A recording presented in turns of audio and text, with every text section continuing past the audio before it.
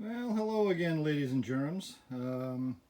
This is kind of what I've been puttering around with today. Another another day on the KZ. Let me spin this around. Not a high productive day today. I just spent a lot of time, polishing the handlebars. There was some rust on those things. All the controls, the kill switch, starter button assembly I had to disassemble and unsolder and everything else and put a new body on it because the other one was so eaten away by mouse urine. And that was no small undertaking. All those little tiny springs and screws and just trying to get it apart after being together for 48 years, I think it is, something like that. So I'll just spin it around. I'll show you, a little walk around on the bike, and not much to report, but it gives you a really good idea how nice the bike is going to look when it's all said and done. I spent a whole bunch more times. I actually went out and got a small version, probably about yay big around, of the Scotch-Brite ball. I found some small ones. So I was able to get down inside the spokes, up behind them and stuff like that. It really made a difference. And then I needed a little kick in the butt, like I said, just a little incentive thing. So I took the time to compound and buff the side panels in the tail section and a little bit of the gas tank, but that needs some touch-up anyway. And it really is quite cool. Of course, that beautiful hub assembly all shined up inside there is just fantastic. But other than that, I spent a little time just experimenting with the motor. I went out and bought another brush assembly, some new brass brushes and that kind of stuff. And these are those little small ones I was telling you about, where you can really get in, to some of the tight spaces. It's really going to look quite good. There's some staining here in the metals, stuff like that, unless I really spend time wet sanding and or took the valve cover off the motor and put it in my vapor blasting cabinet. That's the only way I'm really going to get that out of there. And for the most part, the gas tank is hiding a good majority of this. I think you're going to see a little bit of the side. Just a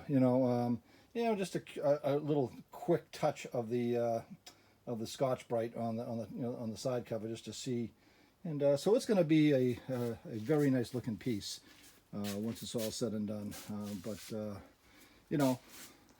It's I'm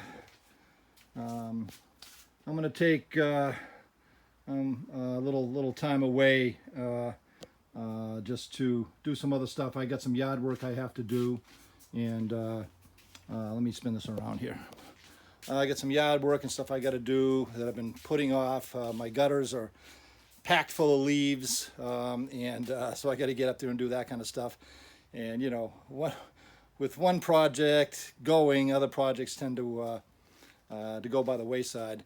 And so it'll probably take me 2 or 3 days of just getting all the stuff done that I need to get done, that I've been putting off. And as much as I want to stay working on the bike, sometimes you just gotta be responsible, But I'm also going to take a ride up to Maine. A good friend of mine, Brian, he owns Summit Spring Water Company up in Maine, and pure. It's quite an amazing aquifer that comes up. It's been dated back to the 1700s. The Indians that lived up there. It's the history on it is spectacular. So I'm going to help him put a new piece of machinery in. So I'll go up and take a ride back down and get that done for him. He's quite a interesting dude. He's an ex-fighter pilot, F-14s or F-15s, I'm not sure which. Yeah, and then he flew for American Airlines for, geez, I don't know, 40 some odd years. He rode races. You know, I met him on our sport bikes back when I was running my ZX12. He was on a ZZR 1100 or something like that, Cowie.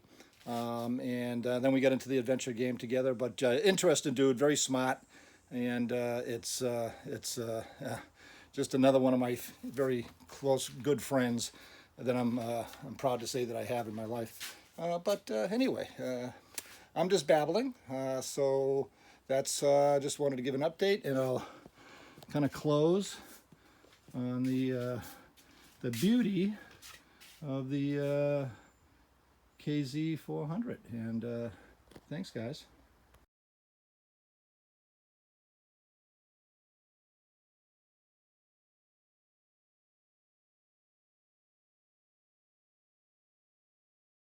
Yeah, overall, I'm, you know, she's, let me get down here a little closer.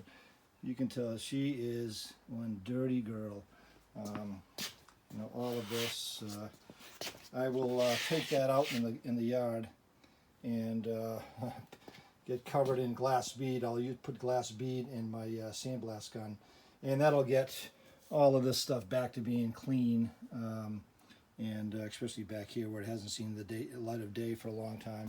But also inside the cooling fins, you can see how bad that all is. And that, again, this is all